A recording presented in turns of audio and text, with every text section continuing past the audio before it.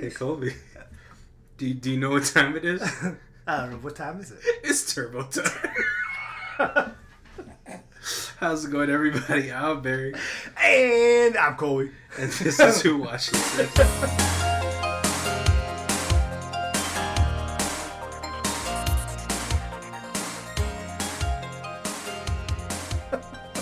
We can't have theme music. Oh man, how's it going, everybody? I hope you guys enjoyed our introductory episode. Yep. Episode 0. Right. So now you know what we're all about, and if you don't, then you should listen to I don't know. That after episode. This. Yeah.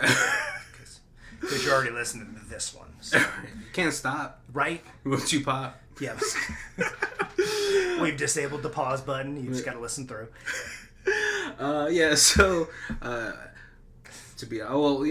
so we actually have been recording for probably a year now. A year, yeah, off and on. But we haven't released any episodes, so this will actually be our official episode 1. Right, even though it's probably episode 40. I don't know how many weeks are in a year, but yeah. 56? 52. 52. Boom. Episode 52. Right, because we're really at the 1 year mark. Yeah.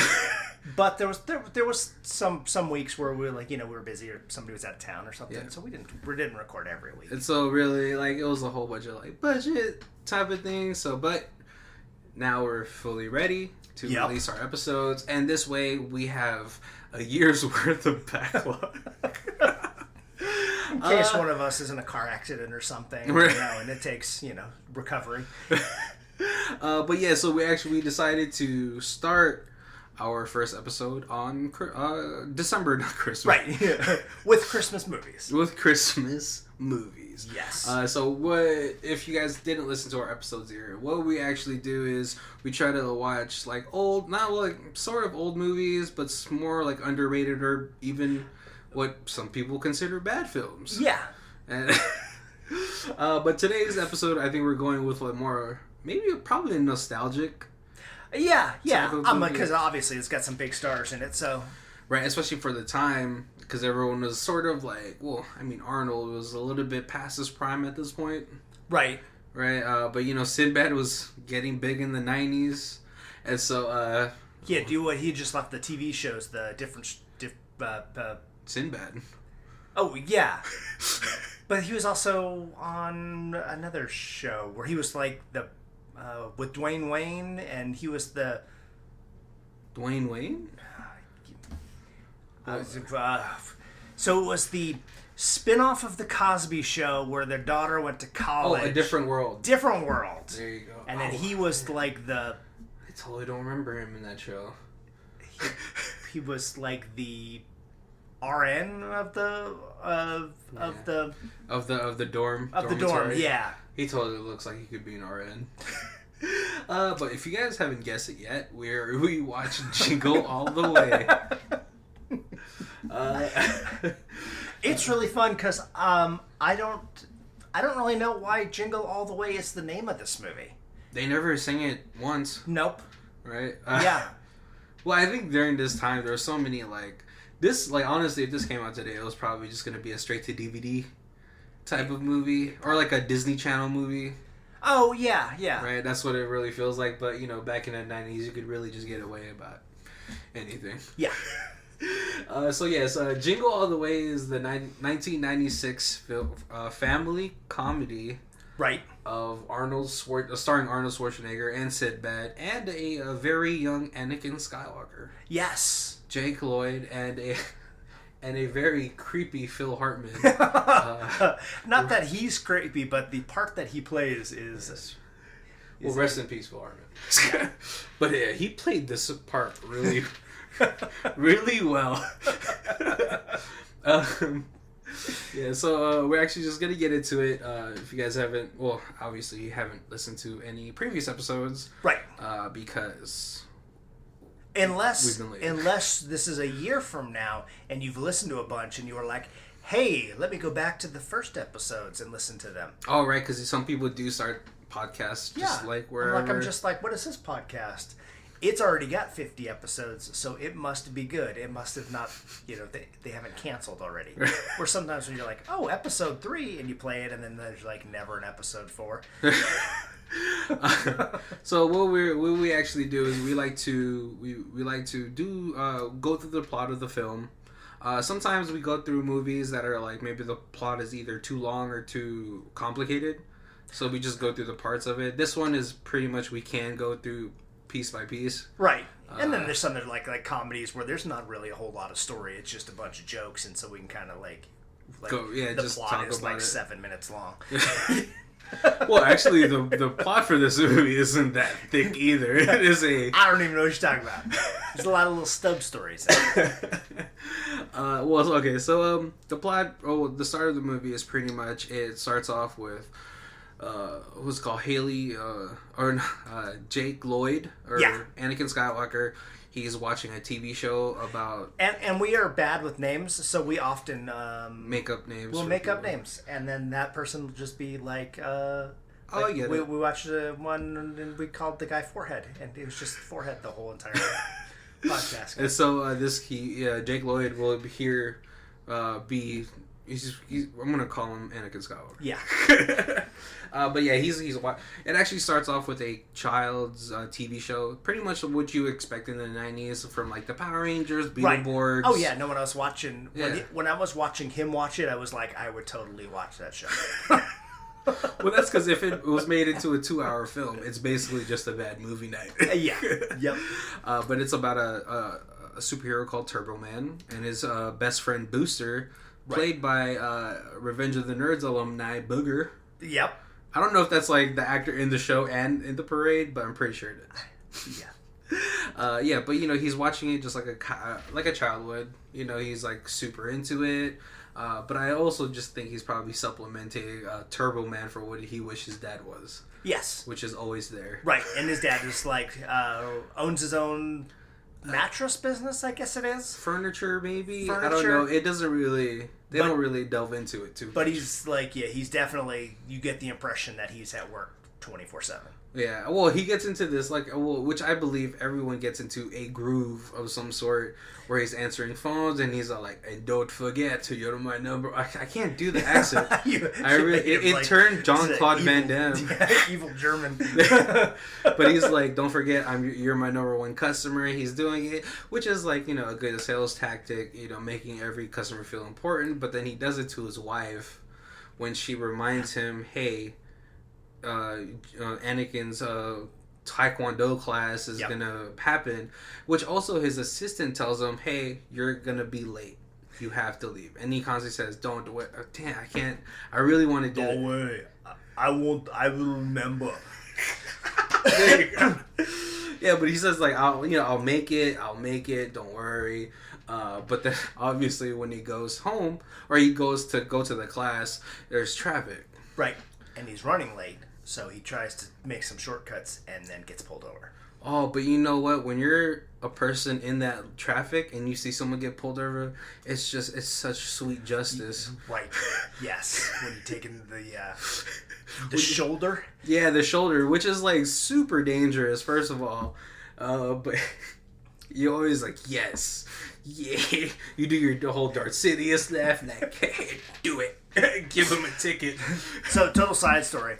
I was on the freeway one time and it was going really slow, and I saw somebody pull into the shoulder and start coming. So as we moved, I kept creeping my car farther and farther into the shoulder so that they couldn't get past. Yeah. And then we all stopped, and this old lady who was in the passenger side actually got out of the car and walked over and knocked on my window and asked me to pull in so they could get by.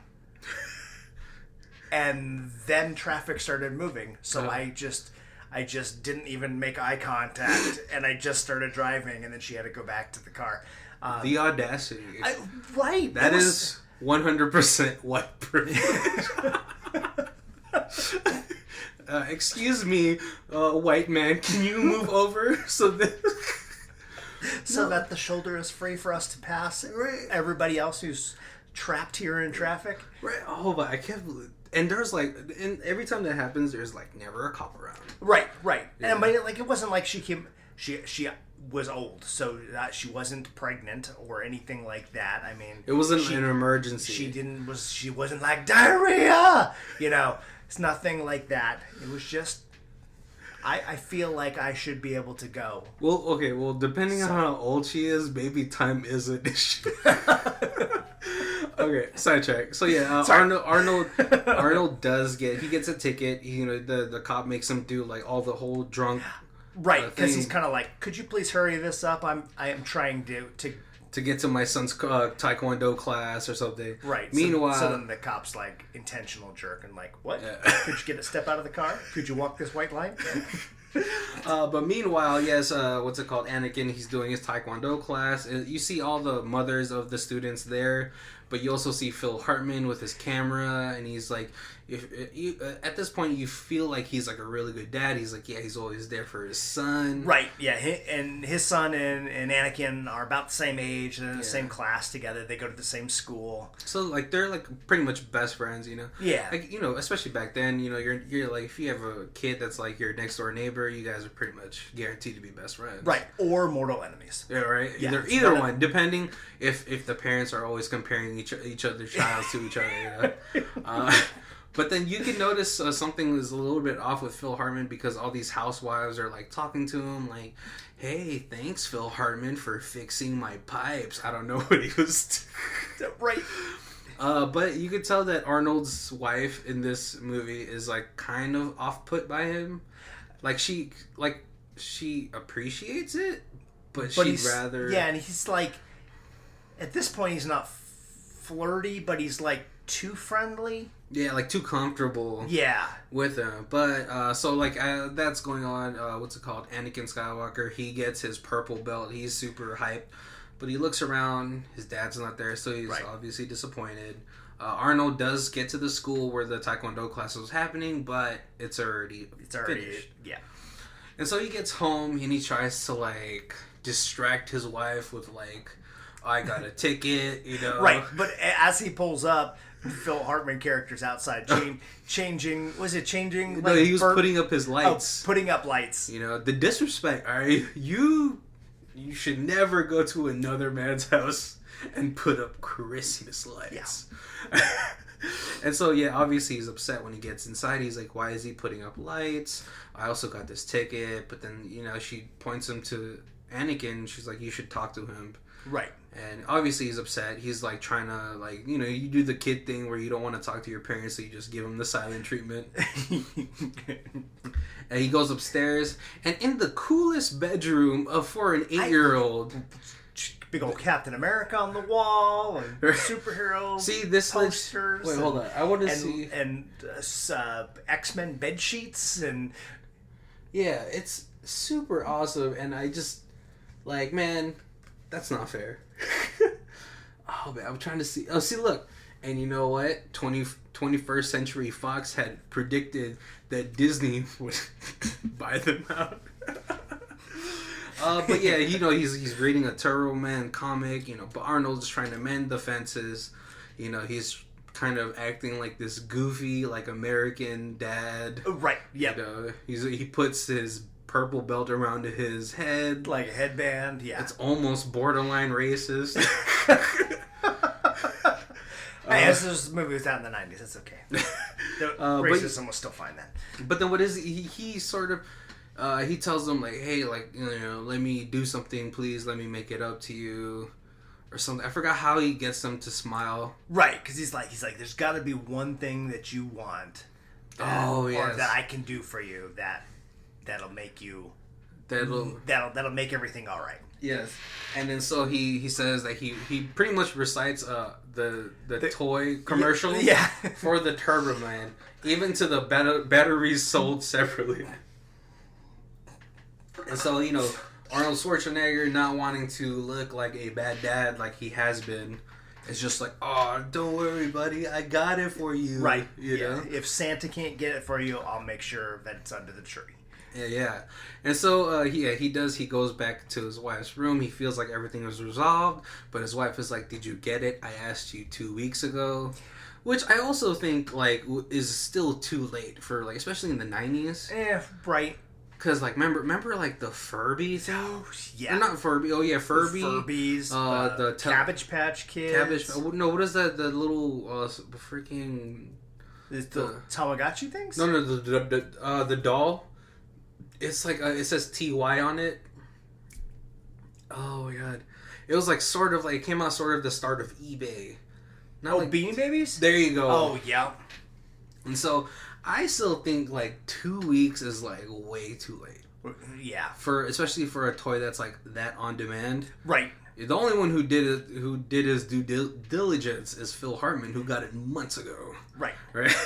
Yeah. And so, but he doesn't want to, like, look like a bad husband in front of his wife, because he's also been farting that department up. Right, so he's like, of course I got it when you told me to. Yeah. It's at work. So he won't see it. Yeah. But, you know, this is where you finally find out that the next day is actually Christmas Eve. Mm-hmm. Now, I have never reared a child before, but I don't know if you've ever been in the situation where you have to get a toy the last minute. I do a lot of times, like, I go and just, like, Christmas Eve do, like, some last minute shopping just to kind of, like, see what's what. But yeah, like, if it's ever like the important gifts are always, you get them months ahead or something like that. At least not Black Friday kind of thing, but maybe the Cyber Monday, you're like, okay, that's this week. I'm really gonna start buckling down and getting the important stuff out of the way, and then, you know, right? Because Christmas Eve, I can look for like a candle for my boss or whatever, you know, but not like one of the hottest items for a child, right? Yeah. Because, man, I can tell you right now, people will pay ridiculous prices for, like, stuff. Because I remember, when the Wii first came out, I stood in line with my friend. Right. And I sold my spot in line for, like, $100. So this guy had to pay whatever the Wii was plus the $100 that he gave me. And I was just like, man, people are crazy. Yep. You're like, because I'll just wait a month and then use this $100 to buy it. But yeah, so... Yeah, Arnold, he tries to go to a toy store, and this is where you get a glimpse of old Black Friday-esque shopping. Right, yeah. Where people are getting pushed and trampled on. Where there was no internet, so it was all Black Friday is the day to shop. To shop, right? Pretty much, but this is Christmas Eve, so it's even worse, because now you have panicked parents. Right, yes. Oh my god! And so they, he actually meets up with Sinbad, who is a mailman in this movie. Right, because they're trying to get into a toy store that opens at 9, and it's like 3 minutes to 9, and everybody outside is like rioting basically to try to get in. But Sinbad he pretty much defends Arnold Schwarzenegger in this situation, because he's like, hey, he's just a dad trying to be a hero for his kid, So you feel like Sinbad is a brother in arms, right? Which he is not. He is the Gary Oak to your ass catcher. So they do make their way. But it turns out he's also looking for the same figure. Yeah. And because he's a mailman, it's the busiest season of the year for him. So this is the first time he's actually had a chance to go shopping. Right. At least that's his story. Also, he could have also got it months ago, like Phil Hartman. Yes. But yeah, so they make their way into the shop. They're all scrambling. They get to the Turboman. Or no, that's what Arnold says, Turboman. The Turboman section, of course, it's all sold out. He asked a client, a customer service rep.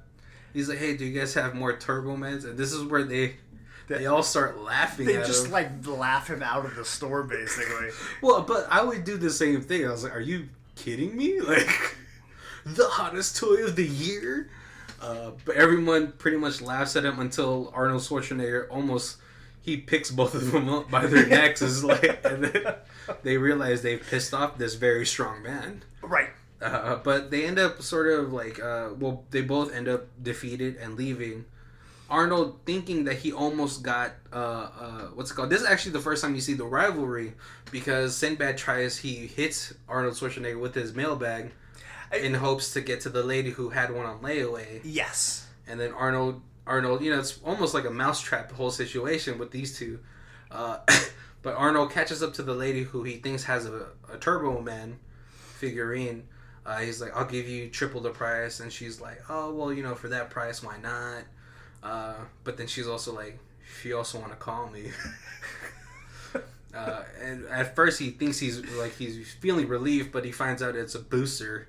And no one wants fucking boosters. Right, yep. Yeah, because they make that joke too as they go to a couple different stores. There's always like a whole wall full of boosters, and then the little Turbo Man section, there's like a little sign that says sold. But yeah, and so at this point, we don't really see Sinbad, but Arnold Schwarzenegger, he goes out of his way to just like go to every other store, I presume in Minnesota. Yeah. Because they are like in the state where Great Mall of America's in. Yep. So yeah, God, he's looking, and then all of a sudden, I think he's on the phone, and then Sinbad is also right next to him on the phone. Right. And they find out that a toy store in Great Mall of America actually got a small shipment in. Right. So they. Oh, and then just another little side story. I was watching this with my daughter. She's 16, and it is hilarious because every time he tries to call home to talk to his wife, he stops and gets out and uses a payphone. And my daughter's just like, why doesn't he not just use his cell phone? And I'm like, because this was 1996. Oh gosh! At least she knew what a payphone was. Yeah. It wasn't like, why is there a phone in a cube outside of a restaurant? Oh, a little funny thing too. I believe it was in this first phone call home where Arnold Schwarzenegger's wife is cooking sugar cookies. Oh, right. And Phil Hartman is like, because his son is also over the house. They're hanging out together. He's like, oh, why don't you go take a shower? And then like very creepily undoes her apron from the front. So they're hugging? Kind of, yeah. And she is super uncomfortable, but she's just like, whatever, I'm gonna go take a shower. And so when Arnold calls, right, because they're planning on going to go see the parade in the afternoon. Which Anakin was like, Dad, you have to come because you haven't came in like 3-4 years. Right. But me and Mom always go. But so he calls home. Phil Hartman answers the phone, and he's like, "Oh, I'm eating your wife's cookie." And I was like, "Well, there's a dirty." I feel like a lot of family films during this time just threw in so many like adult jokes. Yes, a little something for the adults that the kids wouldn't get. Yes, that was one where I was laughing at that. Well, my daughter was just like, yeah, he's eating cookies because they just baked them. Your daughter's 16. She knew. She probably. No, but it was just funny because Phil Hartman kept making noises like, your this is wife. The best cookie. Your wife's cookie is so best. I don't think you could do jokes like that anymore, right? Or it's even more subtle. Right. But Arnold Schwarzenegger obviously mad, is like, I need to talk to my wife. But then that's when he hears that he's like, oh, she's in the shower. You want me to go get her? No, don't go get her. But at that point he hangs up because he finds out that the toy store in Mall of America has one. So him and Sinbad again race. But then he ends up knocking over the same police motorcycle that pulled him over the night prior. Yes. And he's just like, are you serious, dude? And then, Sinbad, who was trying to become his partner, dashes away because at this point Arnold's like, no, I don't need a partner. So Sinbad is like sort of just mocking him now, because he's like, we could have been partners. Which seemed like a good idea. I mean, like if you had cell phones, it seemed like a good idea, and that way you guys could split up and go to different stores. And if you found two, you could buy two, and then call your buddy and be like, "Hey, we got it." You cover more ground, right? Yeah. But, it's 1996, so Arnold was being a little douchey on the partner thing, but that's okay. Yeah. So he ends up making it to the Mall of America. And so this toy store is probably doing the most diplomatic thing. Right. With the lottery system, which, funny enough, now we do with, I know Colby doesn't do it, and I don't do it, but, when there's, very exclusive shoe drops, you know, for like limited edition shoes. Like they do a lottery system now. That way people aren't waiting in line for 8 hours. Right. Around the block. Yeah. So this is probably like the very early remnants of lottery systems for exclusive product. But for some reason they put numbers on rubber balls. Yeah. And so at this point, one of the associates is just like, fuck it, and just chucks the balls into the air. Of course. And parents are like mad professional wrestling for the balls. Right? I mean, at this point, yeah, it was like Arnold Schwarzenegger cannot get his hands on a ball. I mean, years of steroids will do this.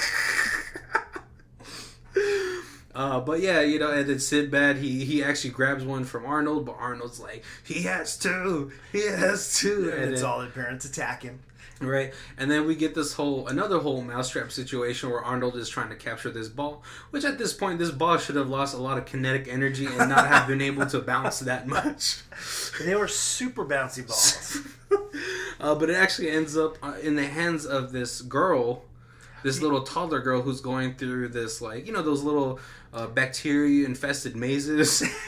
Jungle gyms. Arnold follows her throughout the whole situation until he ends up in the ball pit, and he's like, "Come on, little girl, I'll give you this ball for that ball," and then proceeds to get beaten up by mothers. Right? Yeah, because mothers feel that it's creepy when a man is offering their daughter his balls. And so Arnold, I think he gets like what? Oh no, he gets sort of like kicked out of the jungle gym, and this is where he meets Jim Belushi. Yes, and which is like Mall Santa, and a very famous dwarf. Yes, or a little person. I don't know what you're supposed to call them. I know you're not supposed to call them midgets. Right? Yeah, in LP. But is he also the same little person from Bad Santa with Billy Bob?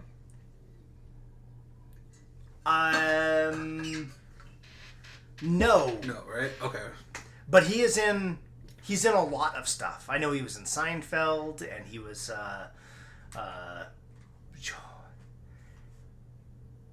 lot. Yeah, right. But yeah, so he's like, "Hey, I have a Turbo Man," and they show them this like a kidnap-esque type of Polaroid where he's holding the Turbo Man in today's paper. Yeah, to prove that they have it. And so, like, Arnold, you know, they decides to go with them. They're driving him to, like, this factory. And this is where you find out that they're, like, these mall Santas are counterfeiting toys. Yes. And so Arnold does buy one, but it's already wrapped up. But, you know, if you've ever bought anything from a stranger, you know you have to make sure it works. Right. And so he presses it, but it's in Espanol. It's like, Me amo Turbo Man. Which I always thought was kind of cool. I was like, yes, that's it's a limited edition Turbo Man, Senior Turbo. He ends up trying to take it out, but then it falls apart, and he's already paid $300, and so the jig is up. He wants his money back, but then they fight him over it. Right. And a very young Big Show. Yes, and Vernon Troyer, Mini-Me, was running around as a mini Santa. Was he? Yeah, he's the one that got punched that flew like really far. It was like almost comical. Oh yeah, it was definitely comical. But yeah, well at this point, like what's it called? Arnold Schwarzenegger, he starts beats up Jim Belushi. Jim Belushi's like, get him, so he beats up all these mall Santas, except when it comes to Big Show, who obviously is a mountain of a man until even compared to Arnold. Even compared to Arnold. But then Big Show kicks Vernon like halfway across and then the whole situation escalates even more, and then the cops come in because they're busting down this whole counterfeiting situation. Yeah. But then, like, Arnold Schwarzenegger, he's, like, laid over some fake toys, and he finds a police badge. Yes. And here's felony number 1 for the movie, where he impersonates a cop. Right. He's like... but he's like, dressed in business attire, and, he looks coppish. So, just flashing the fake badge, the police officers are just like... Yep, we're just arresting everybody in Santa uniforms. We're not worried about the people in suits. Right. But yeah, so he ends up getting out of there. And then at this point, he ends up at a diner. Yep. he's at a diner. You know, he's just like because he runs out of gas. He runs out of gas, and he's also, I think he's just fed up. He's just like, "Fuck, I can't find this toy." It's like the closest place he can make a call with. Yeah. And so, you know, he tries to call home. At this point, he finds, what's it called? Phil Hartman has a reindeer. Yeah. Like, where do you get a reindeer? And I don't know if he bought the reindeer or if he, like, rented the reindeer, but yes. Oh, but the reindeer does show some hostility towards Arnold Schwarzenegger when he was leaving before this whole adventure. Right. He's like, he didn't like him. I don't know why. But yeah, so like, what's it called? Anakin Skywalker, he goes home because I think he's trying to get something or like... he just kind of like, he's, the other kid's like, name my, my reindeer Tony after my dad because my dad's the greatest. And then, so he's kind of like, he's just like angry. So he kind of runs home to pout. Right. But then like Arnold calls home and he's like, "Where's your mom?" And he's like, "Oh, petting Tony." And he's like, "What?" But you know, he's at this point. Arnold is pretty frustrated. He's like tired. Yeah, beyond frustrated. Stressed out. And then he you know, out of frustration, he yells at his kid, which he's like, "I hate you because you're never here for me anyway." Which I mean, like, it's a fair, right? You know. But then, like, you know, when he says that, Arnold Schwarzenegger's like, wife hears it, and she's just like, "Oh, Howard." And then, defeated, he just goes to the diner and just gets a drink of coffee. And all of a sudden, Sinbad is always there. like some sort of demon. Right. Alright, listen, I'm just saying, in any city, there's no way you run into the same person that many times. Probably not, yeah. But at this point, you know, they're both feeling pretty defeated. But Sinbad starts to go to the backstory of why. Well, you know what? He works for the post office. It's not a bad job. It's a government position.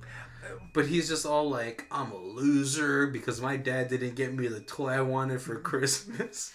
Like, my next door neighbor got the toy and now he's a millionaire.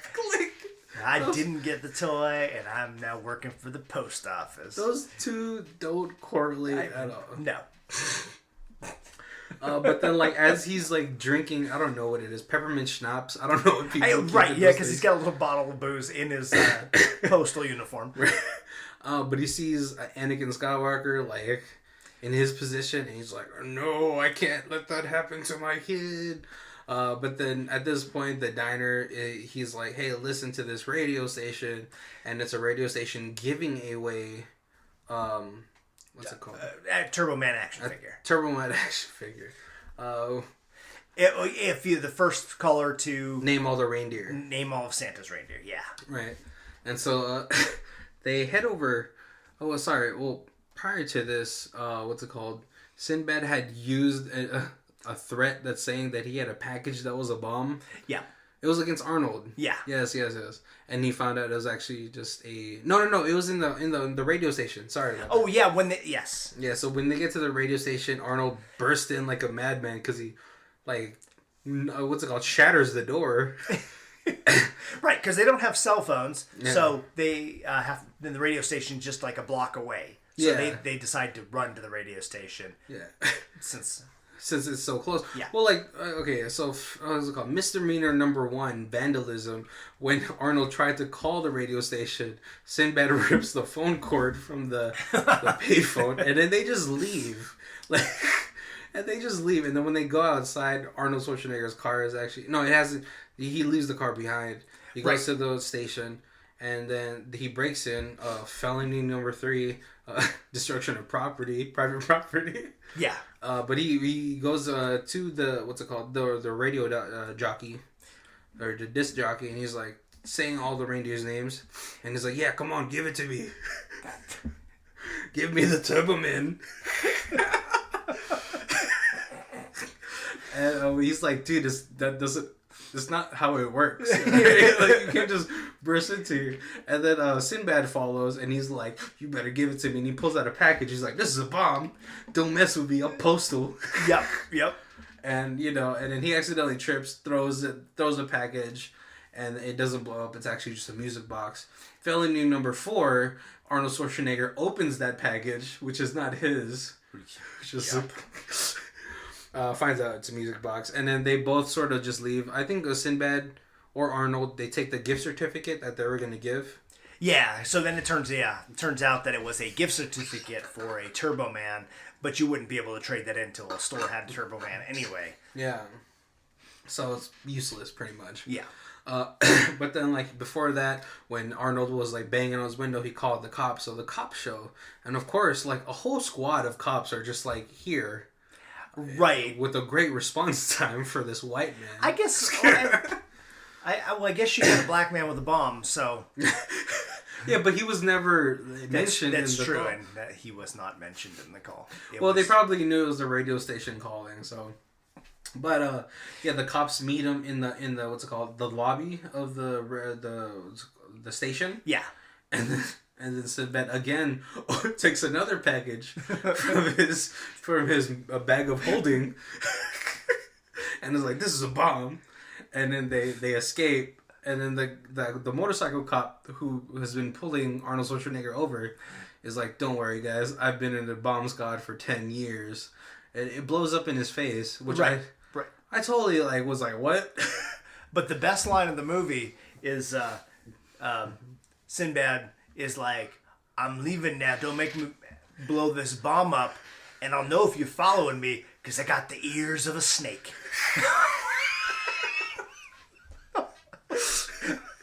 But yeah, so like as they're escaping, the bomb goes off, and Sinbad's like, "Oh my god, there's so many crazy people in this world." At this point, Arnold he runs back to his car, but then he finds out his car has been vandalized. Yes, and so he takes a tow truck home, and then the tow truck takes his car. Before he gets in, he sees that what's it called? Not Howard, is Arnold. He sees that Phil Hartman is putting the star on top of his tree. And this is what pretty much sets him off, because it is, again, you do not put lights up in another man's house. Yeah, don't put the star on the tree. But, his wife is like, hey, don't do that. That's Howard's job. That's my husband's job. Right. But at that point, Arnold Schwarzenegger is like, he remembers Phil Hartman saying, I have a Turbo Man under the tree for my son. Yep. So he's just like, well, if you're going to mack on my wife, I'm going to go in there and steal your Turbo Man. I'm going to break your son's heart. So felony number 6. 5 was the mail bomb. 6 is him breaking and entering into this man's house. Yeah. Taking the thing. And then before he can leave, he feels bad, but then he gets met outside with the reindeer. And so it terrorizes his house because he's like running away from it. Right. And the reindeer chases him through the house. What's it called? I believe one of the 3 kings that came to see Jesus' head is on fire. He kicks it out. And then, so like this whole confrontation with his wife comes into the house with Phil Hartman. But at this point, Arnold Schwarzenegger has the Turbo Man in his hand. Right, because I don't know why he wouldn't just drop it. But that's not important. Well, the house was on fire. There's more pressing matters at hand, That's true. That is true. To be fair. But then, at this point, she's just totally fed up. And then Phil Hartman is over here stoking the flames like Tom Hanks on the beach of Castaway. And, and then they decide to just go to the parade together. Right, because he was supposed to drive to the parade, now he doesn't have a car, so she's just like, Phil Hartman, will you take me and my son to the parade? And he's like, of course. It's a goddamn snake. Yeah, he is. But at this point, what's it called? Arnold, he's trying to find a way to get to the parade. Right. At this point, he's just trying to make it up. He's just like, I've been trying all day, So he gets to the parade, and then and it's pretty Uber, so it's not easy. Yeah, well, it was. he takes a taxi, right? They're friggin' one of those taxis that's like 25 cents per mile or a quarter mile or something like that. Yep. But he's going through the parade. I think he accidentally he spills coffee on the cop who opened the mail bomb. Yes. It's just like the worst luck ever. But as he's running away from him, he actually ends up in some sort of factory. Yep. So he kind of like goes into like a little like alley door to try to get away from the cop, and turns out it's the dressing room for the people who are getting ready to start the parade. Right. And at this point, like what's it called, Anakin Skywalker and his what's it called? Oh god, what's that kid's name from the Goonies? Truffle Shuffle. Yeah. They're just like watching the parade. At this point, Arnold Schwarzenegger's wife and Phil Hartman are in the car. He's like, "Oh, you need to relax. Oh, here's some what's it called, non-alcoholic eggnog," which is disgusting. I like eggnog is gross by itself, but the alcohol makes it better. Right? Yeah. But without it, it's just you're just drinking milk, and I don't know what's an eggnog. It's an egg, right? Yeah, egg. Yeah, egg white or something. I don't know. But yeah, he's just really creepy, and then this is where he thinks is the best time to make his move. Yeah. Which she adamantly rejects because one bad day doesn't mean I'm gonna fuck you. And so she flips the eggnog into his face and then gets out. Yeah. Goes to find her son and just enjoy the parade because she's probably like, this day fucking sucks. But this is the point where you find out that Arnold Schwarzenegger is actually in the dressing room of the Turbo Man. Right. And you find out that Booger is a booster. Yes. And so the Turbo Man was sick, or the real Turbo Man was sick, so they had a substitute coming in, but nobody knew who the substitute was, and since Arnold just kind of walks in, they assume it's him because obviously he's fit and he's the right body shape. Right, so he ends up putting the Turbo Man outfit on, which is like just all latex, which is probably really uncomfortable. Yeah. I don't know. I'm pretty sure Minnesota's really cold, and I don't think you can wear anything underneath. That's true. Yes, spandex is not warm. But he's having a fun time. He's on the floor waving to the kids. This is where you find out from the reporters that Turbo Man will pick one lucky kid to get this limited edition Turbo Man. Yes. And so he's like enjoying it. He grabs it. Booger tells him like, "Hey, you have to hold it up." And then he ends up picking Anakin Skywalker, which, first of all, it's nepotism. You can't just pick your child. But then this is where you find out Sinbad steals the outfit of the bad guy. Which also, like, how did he know that Arnold Schwarzenegger is Turbo? Because he says... It's not... Hey, they wouldn't put it in the movie if it wasn't real. Because he says, "Oh, you think you're the only one that could steal a suit?" Like, what? But he actually mugs the guy and he takes his suit. Oh man, but like before he puts on the suit, he's like, "Hey, you read the manual, right? Don't worry, the guy's breathing now." You see, so at this point, Anakin Skywalker, he has a Turbo Man, but then Sinbad comes down, which is like another dangerous Owen Hart situation where he's coming down the line, right? A commando line onto a moving car. And at this point, acting like a real villain because he's trying to literally take a toy from a child. Right. This is not a good situation for you, buddy. And then they go through this whole situation. Anakin Skywalker is doing Anakin Skywalker things. He scales a building. No one stops like Sinbad from chasing this child up a building. Right. Everybody thinks it's a part of the show. It's a dangerous show. What's this called? They actually end up on top of a building.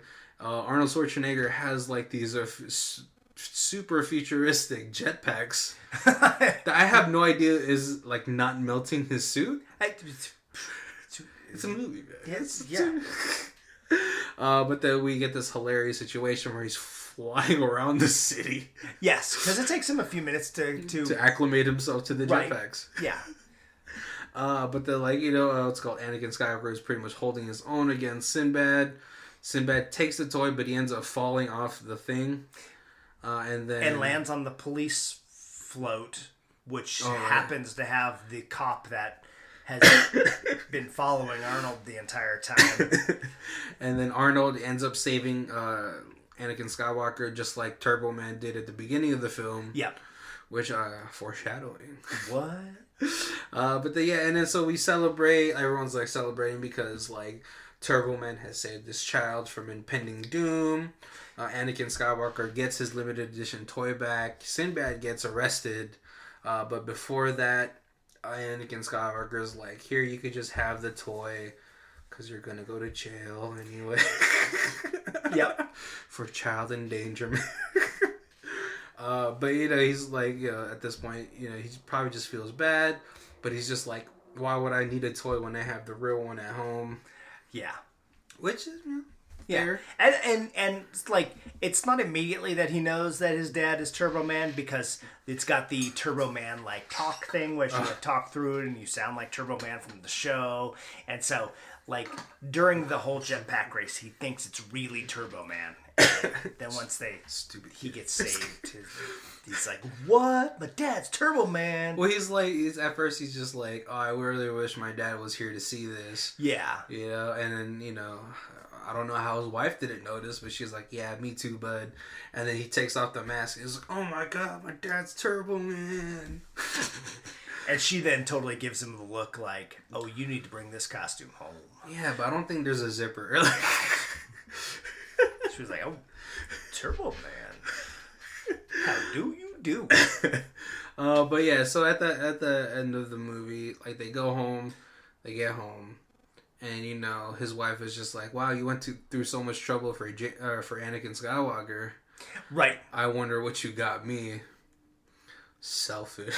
And then you see his face, and oh, he didn't get her a gift either.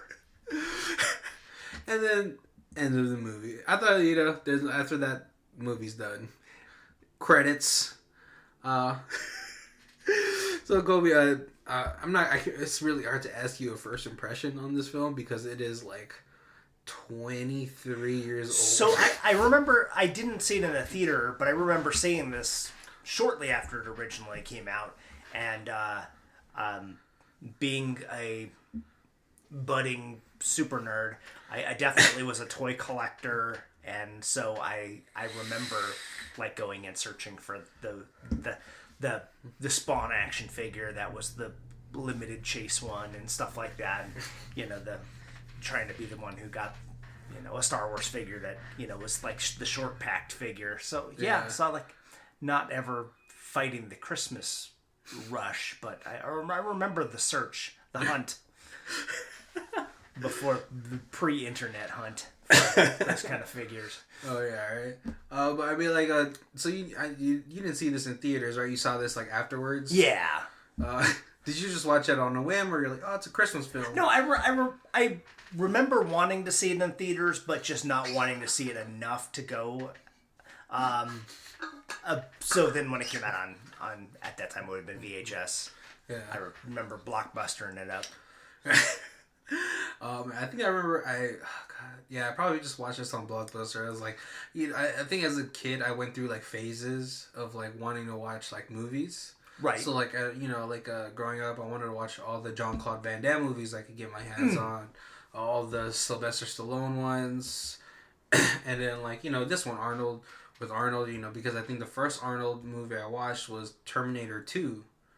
Judgment Day. I think I watched it in the Philippines, which is like such a weird thing. But after that, then I watched like what's it called? Kindergarten Cop. I actually went through a lot of his comedies before I got to his action ones. Okay. Which was like really weird. But I might have seen Predator first and then Terminator 2. Okay. It's like a really... And it's kind of interesting because it's like you said that and I didn't ever even really think about it. But definitely as a younger person, it was like... I remember that. It was like, oh, Arnold Schwarzenegger's in a movie? Yes, I want to see it. And like, it didn't even really matter. It was just like, this is the next Arnold Schwarzenegger movie. Of course we're going to see it. Yeah, and like, what else was there? Like, The Last Action Hero. Yep. Also came out like during the 90s. So like, yeah, there was definitely like a time where I was just, I got to watch Jingle All the Way. And also Sinbad. He did some kid movies. Yep. So I was like, yeah, let's just watch it all. But I remember just enjoying this. It's like a goofy... Sinbad did another one with Phil Hartman called like House Guest or something like that. Yeah. That was hilarious as well. But yeah, I just remember this being a fun film. Yeah. Yeah, like a good, just a good, like, it's December, let's just watch it. And being a Christmas movie, I'm surprised it doesn't get more play because I don't think I've seen this since that original time I watched it. Well, I think it's because of all the inappropriate jokes. Maybe, I don't know. Right. Like bombs in the mail and eating wife's cookies.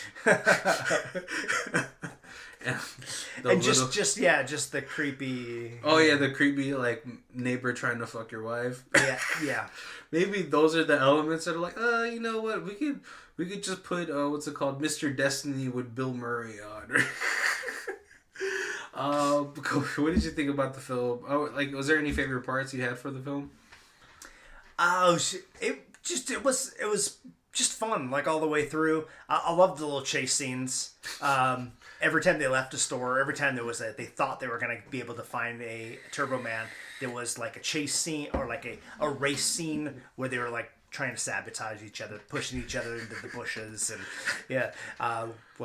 driving a little remote control car and making the other person trip on the remote control car. It's just good old 90s hijinks. Yes. Right? Yeah, definitely. It's very nostalgic. Like we said at the beginning. I think for me, my favorite parts were from Phil Hartman. I was just like, dude, there's so many other housewives you could just get with. Right, because it seemed like all the rest of them were throwing themselves at her. At him. Right? Pretty much. And I'm pretty sure he could have like maneuvered that way into like an orgy. But I think, I remember Phil Hartman from like, what's it called? Newsroom. Oh, News Radio. News Radio. Yep. With like Joe Rogan and all that stuff. And I'm pretty sure he's been in a lot of things I've seen because I remember him. I just don't remember the movies, but he's like a great actor. Right. He passed away too soon because of that whole situation with his wife. It was just, but I think he played this role just really great. He really turned up the creep factor because like there's like a creep where it's like what's called Steve Buscemi creepy. Right. And there's like a creep like he. This was just it was that. Too friendly. It was the hug that was just 3 seconds too long. It was that kind of creepy. One comment that was like, "Huh." What did you? So I guess that really just ties in with like what did we think about the film. So I guess we'll just go to the rating because we're coming up pretty close to our hour mark. Oh, well, one thing I do want to say, though, is I feel like out of all of, like, the robust, macho 80s, like, films, or 80s action film stars that ever came out with, like, Jean-Claude Stallone, Dolph Lundgren, Arnold Schwarzenegger. Right. Bolo, I don't think he counts, though. Or Chuck Norris. I feel like Arnold Schwarzenegger was like sort of like the blueprints for like what The Rock has become. Oh yeah. Because like The Rock, he can do both family and like action films. Right. And so like with movies like Kindergarten Cop, Twinsies with what's it called, Danny DeVito. Yep. The one where he was pregnant. And that was like really weird. Yeah. A lot of people forget that Arnold Schwarzenegger played a pregnant man. Yep. Who had a cesarean. I feel like Arnold Schwarzenegger, for like all the like guff he gets for his like acting, I think he does a lot better than a lot of those guys. Right. A lot more variety, more... Yeah. The fact that he could do like comedy with his like strong accent, his macho like persona... I mean, I know, like, what's it called, like, Sylvester, he can do drama, but it's just, like, but I think Arnold has done more family films where it, like, you feel like you can put him in so many things. Yeah. Even recently where he was, like, the sheriff of the town, and his, I think his deputy was, Louis Guzman. Like, I don't know, but I feel like a lot of people don't give the governor enough credit. Right. So if you guys, obviously this is gonna be the first episode. You guys don't know the rating system. So what we do, again, I've explained this. You'll hear this in like a future episode because just remember that episode is actually prior to this episode. But our rating system is a little bit different than others. We don't have a skip it option because we believe that every movie should at least be viewed once, because every movie, there's a movie for everybody. Right. Everything's got a little bit of redeeming quality. Right. So the way we actually review movies here is we have a stream it, which is like you don't want to spend money on it, but you'd watch it. Right. We have used DVD, new DVD, used Blu-ray, new Blu-ray, and Ultimate Box Collection. Which, I mean, I think we might have to like change that. Like, it's like, I don't know. Stay tuned. But yeah, so like, just from like Ultimate Box Collection is gonna be like the top tier. And everything below is just gonna just let you know how much money we'd actually spend for this film. Right. Yeah, on this one, it's old enough. It's no special features, anything like that.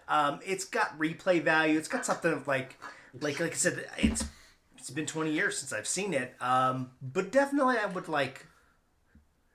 keep this in part of my collection, my Christmas rotation. Yeah. I don't know if I'd go Blu-ray, but I'd probably go new DVD, especially at like being older.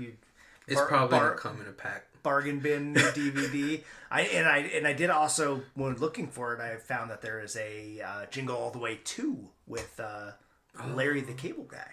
Oh yeah. I did see that in like the streaming options. So I mean, so you go new DVD. Yeah. Right. Just so like probably it's let's be honest, it's probably gonna be in a pack with Jingle All the Way 2 featuring Larry the Cable Guy. Yes. So yeah, for me it's probably gonna be the same thing. I don't really see this like being any. I don't think there's anything in this movie that's gonna like benefit from being in a Blu-ray quality. Right. So yeah, I would probably just go into a new DVD territory. Definitely one, especially if it has like the Larry the Cable Guy, like sequel. Also, someone who doesn't get enough enough credit. He picks up all these sequels for you guys, and you guys, the Tooth Fairy 2 starring Larry the Cable Guy. Yeah. And I don't know, he's like redneck funny. But yeah, I definitely would get this also just new Blu-ray. Or new DVD. Just because I feel like, it's nice to have like a holiday selection. Totally. We're definitely going to do a horror Christmas film though. Because for some reason, I don't know, lately they've been pumping out a lot of like horror Christmas movies. Yeah. Which is like... Is it Black Christmas and Krampus? Krampus and I don't know. That's the only two I can think about. Right, yeah. But yeah, weirdly enough, I don't know why there's horror films at Christmas. Because there's always room for horror movies. Every year, no matter what time of the year, there's always at least one horror film in the theaters, right? True, yeah. But yeah, so I hope you guys enjoy this episode. Please stay tuned for part 2 of Christmas month. Christmas month? That's penalty. My phone just went off. But yeah, I actually don't know what film we're doing next week, but I hope you guys stay tuned to listen to that episode. Absolutely. I will. Yeah, because you have to be here. But yeah, I hope you guys enjoyed the episode. I'm Barry. I'm Colby. And this is Who Watches This. Our theme music is by Rosevere. It's called Arcade Montage. You can find it on the FMA.com under the music album Music for Podcast 3. Thank you.